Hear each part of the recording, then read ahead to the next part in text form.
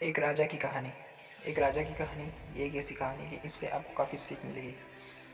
कैसे सीख मिलेगी ये तो इस वीडियो के एंड में ही आपको पता चलेगा। किसी राज्य का एक राजा था जो कि काफ़ी बुद्धिमान था, काफ़ी शक्तिशाली भी था और काफ़ी शौर्यवान था, या फिर बोल सकते हो कि उसमें राजा के निपुण गुण पाए जाते थे। पर उस राजा को किसी कारणवश जंगल की परिभ्रमण करना था, या फिर बोल सकते हो कि जंगल के अंदर रहना था। जिस प्रकार के श्री राम वनवास काट रहे थे, कुछ इस प्रकार से ही वह राजा को भी वनवास ही काटना था। उसे वनवास काटने था, इसी कारण वह वनवास काटने के लिए जब तैयार हुआ तब वह अपनी प्रजा को बोला कि मैं जंगल का परिभ्रमण करके आऊँगा और पूरा जंगल में रहकर आऊँगा। ठीक, तो उसने वहाँ पर वह दिन बताया कि मैं जिस दिन जाने वाला हूँ वो दिन कौन सा है।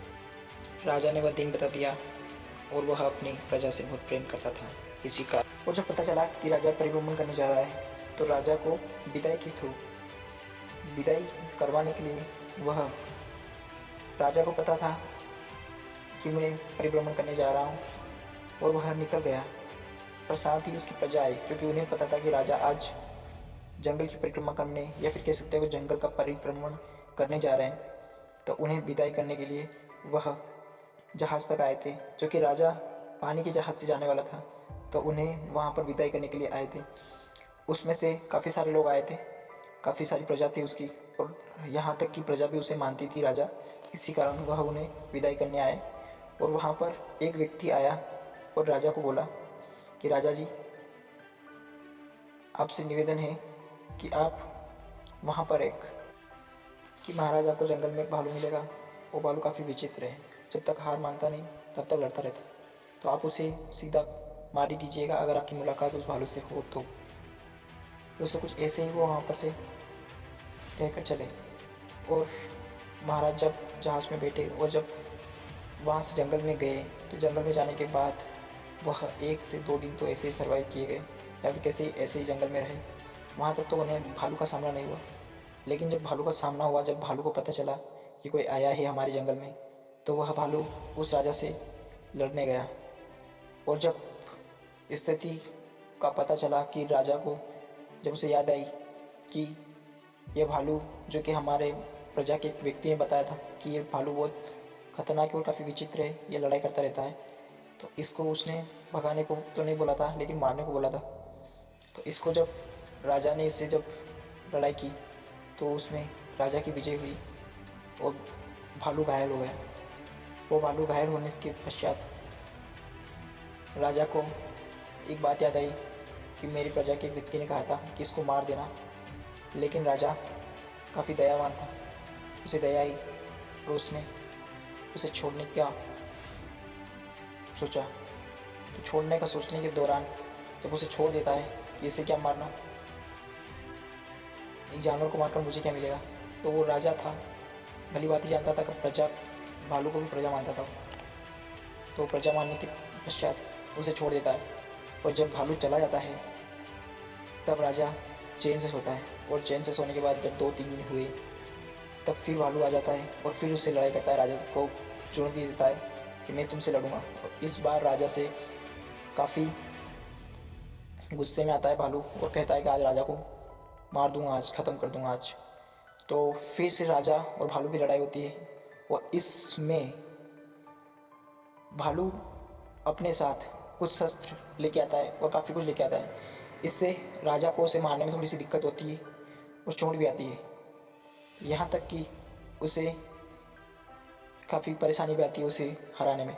और जब हार जाता है तब मारने का टाइम आता है, जब भालू को पूरी तरह से, तब उसे फिर से याद आता है, क्योंकि वह एक राजा था और वह अपने प्रजा के लिए, या फिर किसी भी जीव जंतु अपनी प्रजा की तरह रखते थे वो, तो उसे छोड़ देता है।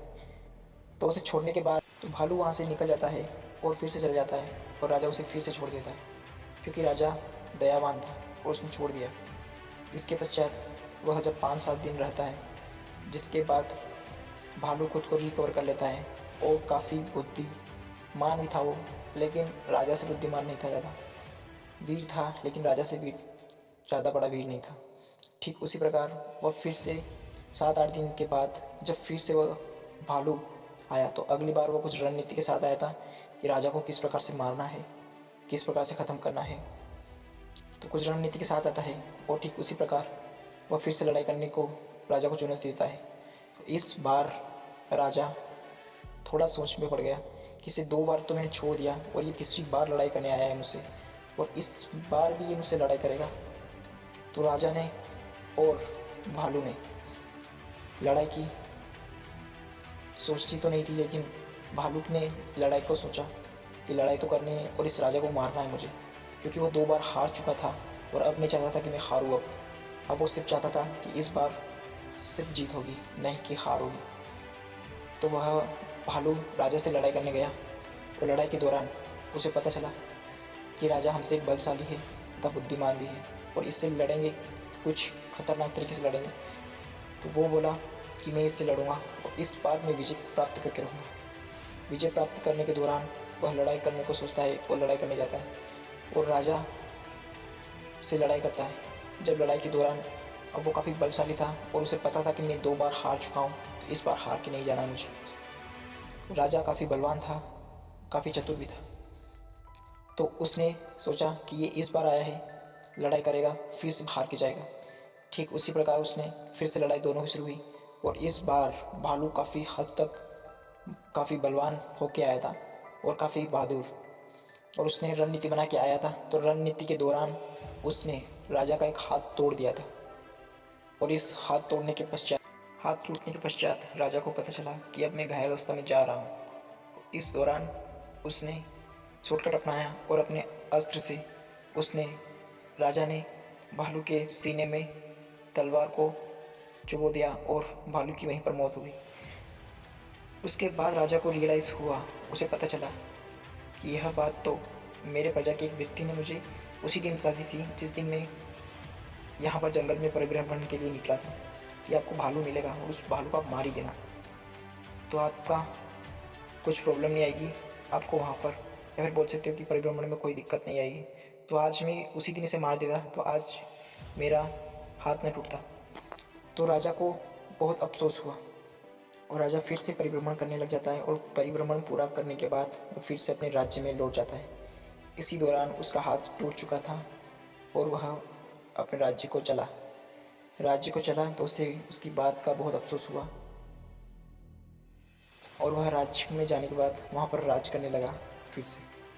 तो दोस्तों, इस कहानी से हमें यही सीख मिलती है कि अगर कोई व्यक्ति जिस जगह से आ चुका है जाकर वह अपना एक्सपीरियंस शेयर करता है तो उसको काफ़ी सस्ते में लेकर उसे काफ़ी समझना और उसको भली भांति महसूस करना। और जो व्यक्ति जिस फील्ड से आ चुका है उस फील्ड में अगर आप जा रहे हो तो आपको उसके एक्सपीरियंस काफ़ी हद तक आपको फ़ायदा देंगे। अगर राजा उसकी बात मान लेता, उस प्रजा के इस व्यक्ति की बात मान लेता, तो आज उसका हाथ नहीं टूटता। अगर वो पहली बार में उसे मार देता तो उसका हाथ नहीं टूटता।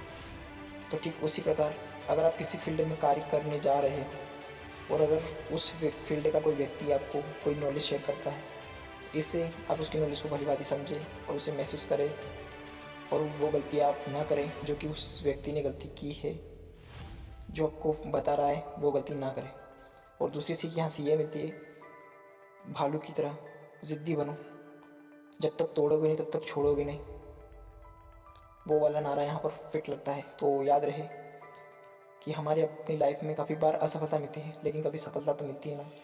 ठीक उसी प्रकार लगातार मेहनत करते रहना चाहिए। तो मिलता है आपका भाई नेक्स्ट वीडियो में, तब तक के लिए टेक केयर एंड बाय।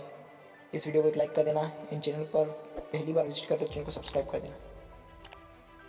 उम्मीद है कि इस वीडियो से आपको काफ़ी कुछ सीख मिली होगी।